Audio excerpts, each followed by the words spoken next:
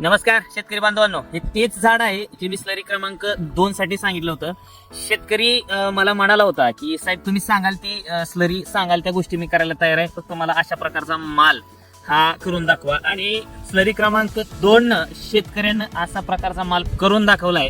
Colour लाल भडक, size एकदम कडक. शेतकरी बांधवांनो, हे तेच झाड आहे.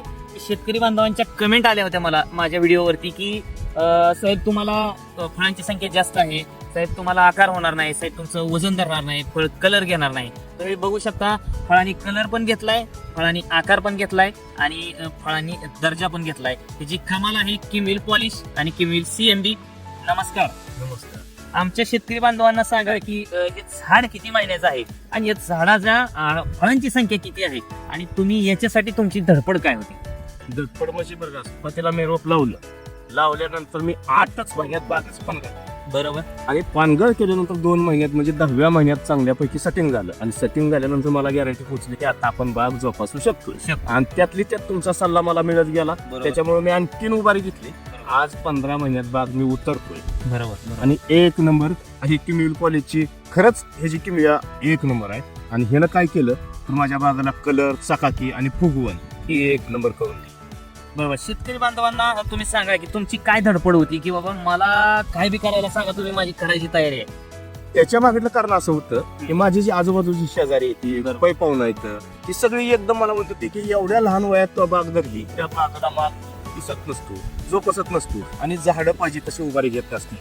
पण माझं एक मन होतं की आपल्या मालाची साईज झाली पाहिजे. त्यात तुम्ही थोडं गायडन्स दिलं आणि माझं कष्टाला यश येत गेलं. त्याच्यासाठी तुम्ही जी स्लरी वापरली त्या स्लरीमध्ये काय काय वापरलं होतं? सरकी पेंट, बरोबर, किमिल पॉलिश, ताक, दूध, गुळ आणि अंडी.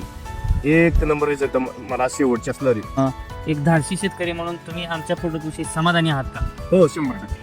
म्हणजे धाडशी म्हणण्यापेक्षा वर्गात तुमचा सल्ला मला जसं वापरेल ना तसं काय ना काय अनुभव दिसत गेला, त्यामुळे मी पुढे डेअरिंग करीत गेलो. बरोबर. तुम्ही आमच्या शेतकरी बांधवांना स्लरी संदर्भात काय सांगा? बरं का, मला तर असं सांगायचं आहे की जेणेकरून स्लरीवर बागा आणलेल्या कुठल्याही रोगाला कमी बळी पडते. अगदी बरोबर आहे तुमचं. आणि दुसरी गोष्ट, एक साईज घेते, माल टिकतोय, टिकवण क्षमता वाढती. आज गावाला मार्केट लेवल थोडी जरी खाली आली असली तर मी 15-20 दिवस अजून माल टिकवू शकतो. बरोबर. शेतकरी बांधवांनी तुम्ही देखील अशाच प्रकारच्या स्लरी वापरून एक सेंद्रिय शेतीचा नवीन प्रयोग करू शकता. अशाच नवनवीन माहितीसाठी आपल्या चॅनलला लाईक करा, फॉलो करा.